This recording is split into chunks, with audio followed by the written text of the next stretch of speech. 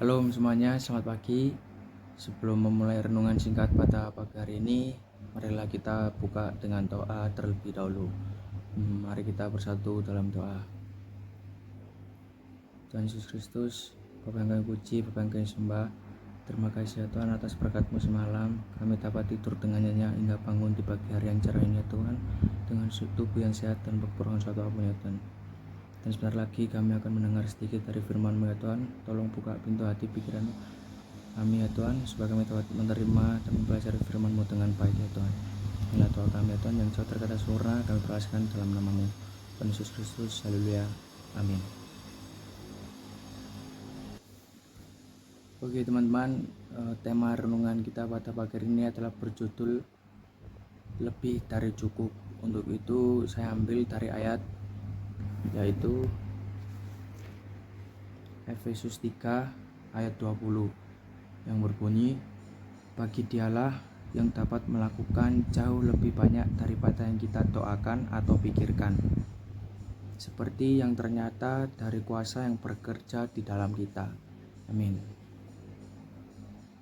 Oke teman-teman, dari ayat tersebut tadi saya mengambil cerita dari Alkitab, yaitu waktu ketika Yesus dan murid-murid sedang berada di perahu yang dilanda badai.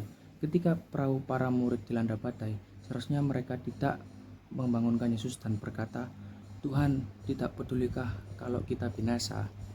Hal ini menunjukkan sikap tidak mempercayai pribadi Tuhan.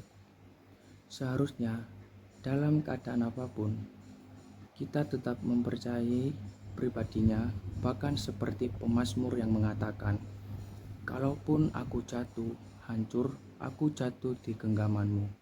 Apapun yang terjadi, Tuhan tidak akan mencelakai kita.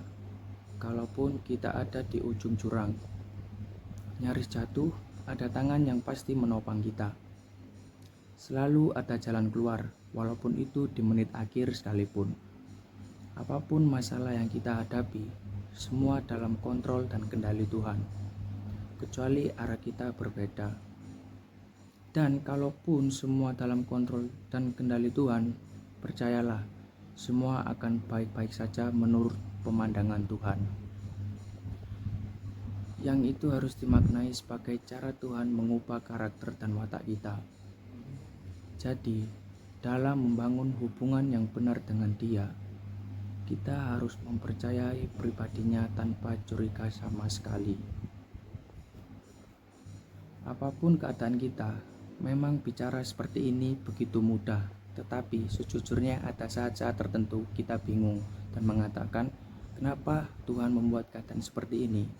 Kita tidak marah dalam bentuk kata-kata, namun sejujurnya ada semacam sekam di dalam hati kita.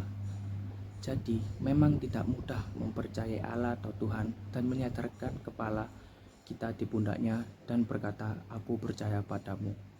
Allah itu hidup, Dia baik, Dia tidak pernah bermaksud mencelakai kita.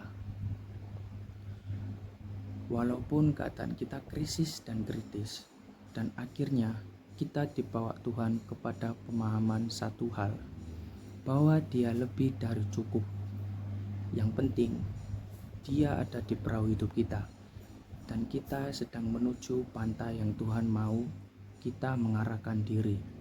Maka sekalipun kita tenggelam bersama Tuhan, dan kita tahu bahwa tidak ada badai sebesar apapun yang bisa menenggelamkan Tuhan. Amin.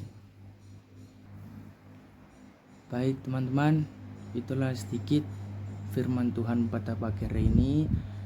Setelah kita buka dengan doa, langkah baiknya kita tutup kembali dengan doa renungan singkat pada pagi hari ini. Mari kita bersatu dalam doa. Tuhan Yesus Kristus, Bapa yang kami puji, Bapa yang kami sembah, terima kasih ya Tuhan atas berkat-Mu pada hari ini ya Tuhan, atas hari baru yang Kau berikan kepada kami ya Tuhan. Dan kami juga telah mendengarkan sedikit dari firman-Mu ya Tuhan. Terima kasih ya Tuhan, supaya firman-Mu pada pagi hari ini dapat membimbing langkah-langkah kami dalam melakukan kegiatan kami pada pagi hari ini ya Tuhan.